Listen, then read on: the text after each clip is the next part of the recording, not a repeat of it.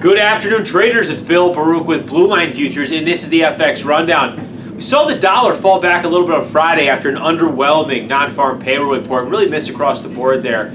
But what we're seeing here is stable currency conditions overall. A lot of data this week. U.S. CPI tomorrow, that's going to be a big number. We've got manufacturing from New York, Philly as the week unfolds, retail sales, consumer data from the Michigan read, that's a January number as well. So a lot of data this week to digest, as well as Fed speak. You got talkers, John Williams, New York Fed president tomorrow.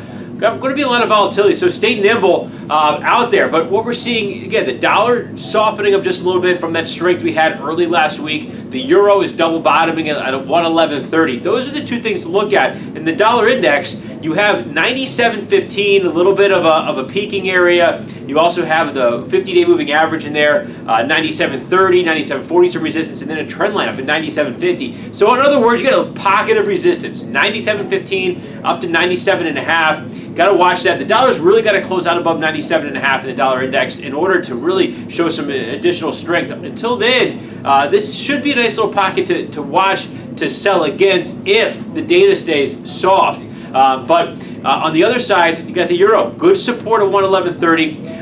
In Europe, though, got to watch for what we're hearing out of the UK. There is some little talks here on a potential rate cut later this year, and that is why the British pound is down sharply today. Looks like it's rolling over a little bit. Remember, the British pound saw a big move up with the Brexit talks sort of coming together finally, but that's dissipating, and what they're talking about is a potential rate cut. The data's been very lackluster, so keep an eye on the pound. There's some downside there.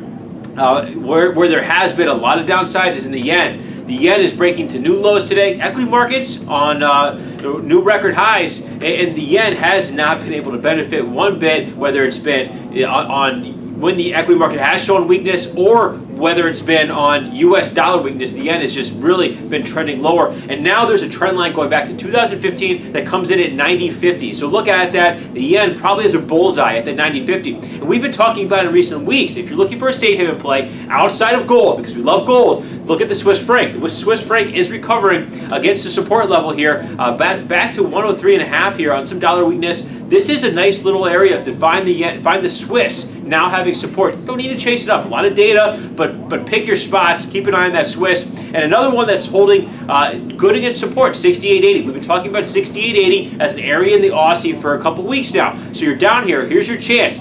Trade deal is going to be signed here on Wednesday. But again, if anything slips out of that, you can see the Aussie slip too. So keep an eye on that. Again, a lot of data. Thursday, you have data coming out of China. You have industrial production, retail sales. You also have fixed asset investment and quarter 4 GDP. So a lot of data out of China, and the Aussie is going to give you a pulse on that. And then lastly, the Canadian dollar. There is some decent weakness in the Canadian dollar. We have a sell signal in the Canadian dollar. Give us a call if you want to know more about that. 312-278-0500. We look forward to hearing from you. Remember, futures trading involves substantial risk of loss. It is not suitable for all investors. Thanks a lot and have a great day.